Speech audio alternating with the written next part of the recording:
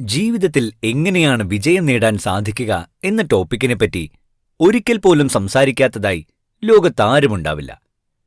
പ്രശസ്തരായ മോട്ടിവേഷണൽ സ്പീക്കർമാർ എപ്പോഴും വിജയത്തെക്കുറിച്ചും വിജയം എങ്ങനെയാണ് നേടാൻ സാധിക്കുക എന്നതിനെക്കുറിച്ചും സംസാരിക്കാറുണ്ട്.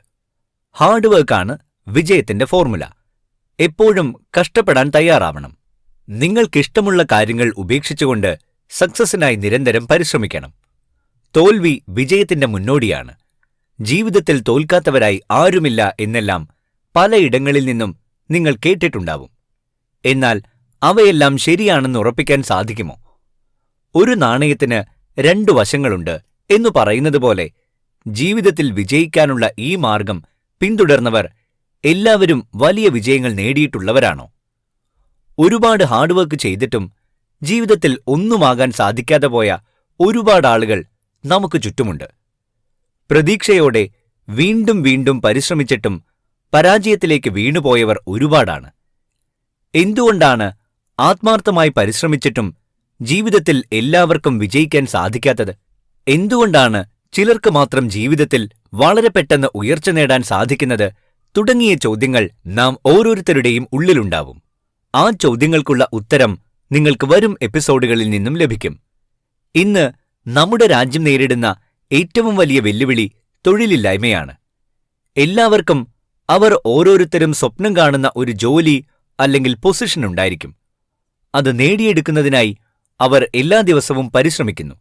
എന്നാൽ തുടർച്ചയായുണ്ടാകുന്ന പരാജയം മനുഷ്യനെ മാനസികമായി തളർത്തുകയും വിജയത്തിൽ നിന്നും പിന്നിലേക്ക് വലിക്കുകയും ചെയ്യുന്നു.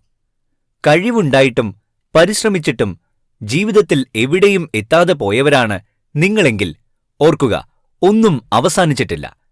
നിങ്ങൾക്കിനിയും നിങ്ങളുടെ ലക്ഷ്യങ്ങൾ പൂർത്തിയാക്കാൻ സാധിക്കും. സമയം ഒട്ടും വൈകിയിട്ടില്ല.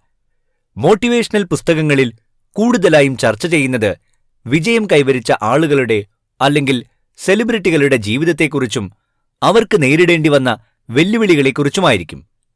പല പ്രൊഫഷണലുകളിൽ ജോലി ചെയ്യുന്ന ആളുകളുടെ ജീവിതരീതിയും സ്വഭാവവും തികച്ചും വ്യത്യസ്തമായിരിക്കും.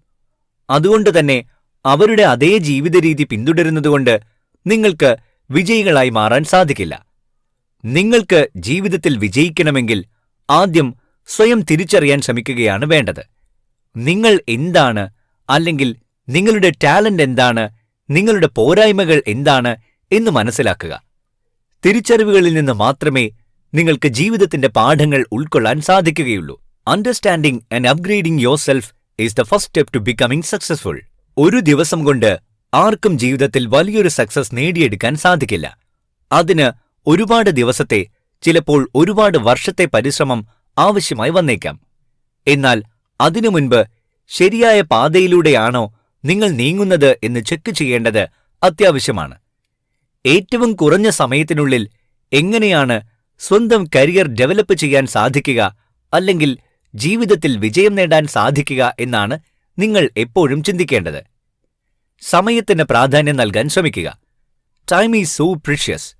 കുറഞ്ഞ സമയത്തിനുള്ളിൽ ഒരു സക്സസ് കരിയർ ബിൽഡ് ചെയ്യുക എന്നതായിരിക്കണം എപ്പോഴും നിങ്ങളുടെ ലക്ഷ്യം. അതിനായി സ്വയം റീബിൽഡ് ചെയ്യാൻ നിങ്ങൾ തയ്യാറാവണം. വരും എപ്പിസോഡുകളിലൂടെ എങ്ങനെയാണ് വളരെ എളുപ്പത്തിൽ ജീവിത വിജയം നേടാൻ സാധിക്കുക എന്ന് നമുക്ക് പരിശോധിക്കാം. Understanding your self.